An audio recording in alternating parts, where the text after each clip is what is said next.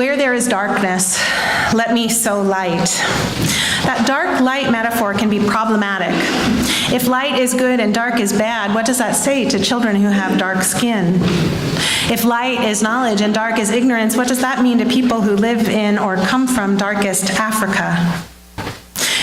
King uses the dark light metaphor to symbolize hate and love, writing, "Returning hate for hate multiplies hate, adding deeper darkness to a night already devoid of stars."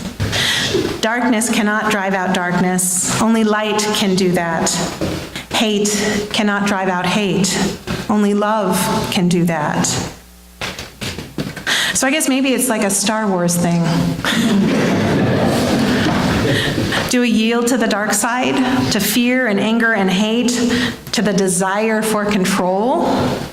Or do we cling to the light side, the power of nature, the connections between things, and that sort of Buddhist non-attachment that's embodied by the Jedi? Nerds of the world unite. To be human is actually to hold it all. If we deny the dark within us, we run the risk of projecting those traits onto others. If we face it and accept it, it frees us to turn toward others with love and acceptance, most especially our enemies. King writes, "Now there's a final reason I think that Jesus says, 'Love your enemies,' and it is this. Love has within it a redemptive power, and there's a power there that eventually transforms individuals. Just keep being friendly to that person. Just keep loving them. And they can't stand it too long. Oh, they react in many ways in the beginning. They react with guilt feelings, and sometimes they'll hate you a little more at that transition period, but just keep loving them. And by the power of your love, they will break down under the load." That's love, you see.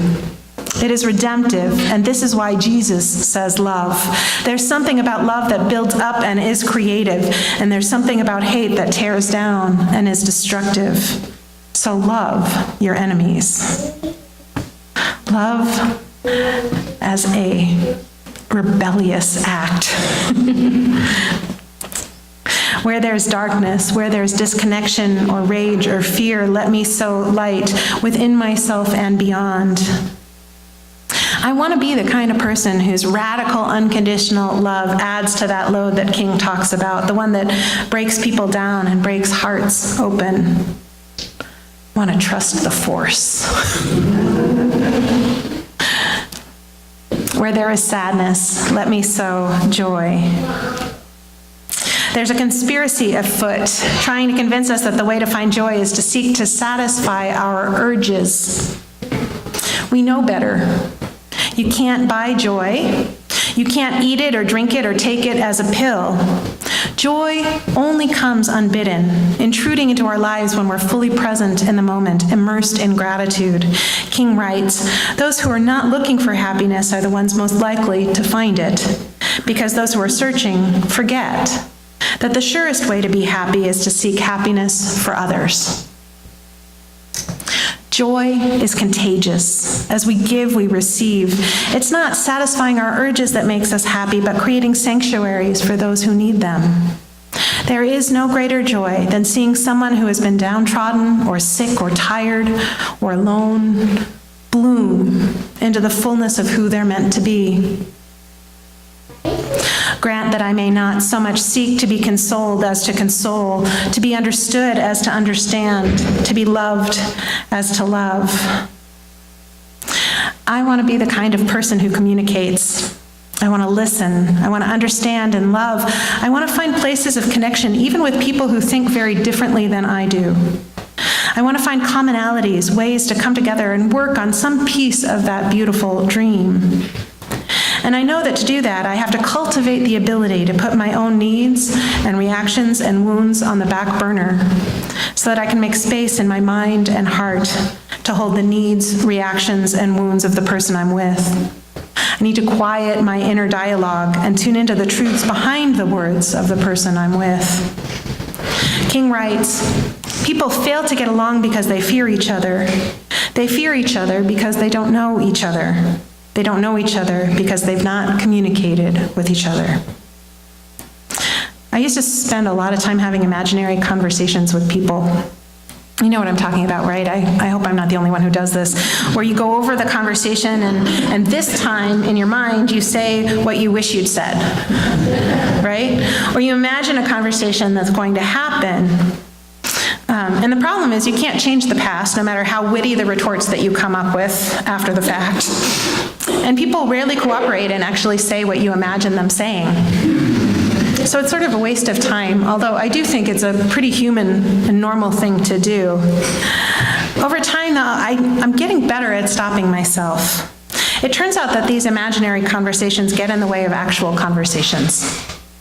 The more time I spend talking to my projections of people, the version of them that lives solely in my fevered brain, the less able I am to relate to the real person.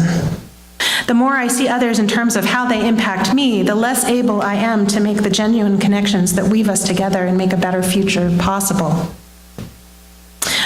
I want to be the kind of person who accepts all people on their terms, who affirms the inherent worth and dignity of all, who sees beauty in every permutation of the different ways we are human. I don't want to lose or forget myself, but I do want to make space in my spirit for genuine relationships to take root. Brian Stevenson, author of Just Mercy, talks about the importance of getting proximate to people who aren't like us. In other words, go to where they are instead of expecting them to come to where we are. I want to be the kind of person who goes out into the world to develop relationships and build bridges, rather than waiting for people to meet me where I am and expecting them to conform to my norms and preferences in order to gain approval or to fit in.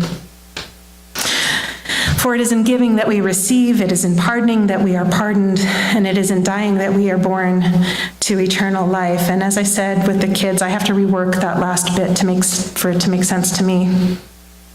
It is in giving that we receive, and in forgiving others that we find the way to forgive ourselves and embrace our own humanity. And it's when we focus on creating a legacy of love that we live a life that is ours, that we live the life that is ours to live, that we create a life that is worth dying for. You know, my guess is that Martin Luther King's loved ones, his wife and his children, might have been willing to sacrifice some of his legacy in exchange for a few more years with the man himself. But that collective process of evolution I keep talking about, it needs its bright lights. And sadly, those bright lights tend to burn out or be snuffed out far too soon. However, no one, no matter how bright their light, can do it alone.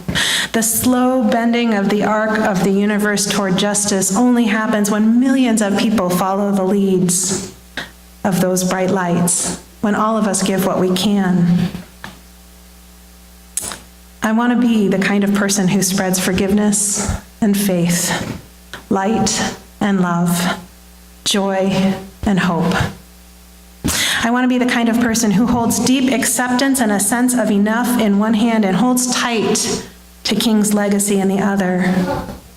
What he dreamed is ours to do, and I am so very grateful that as I struggle to be the kind of person I want to be, I have all of you as role models.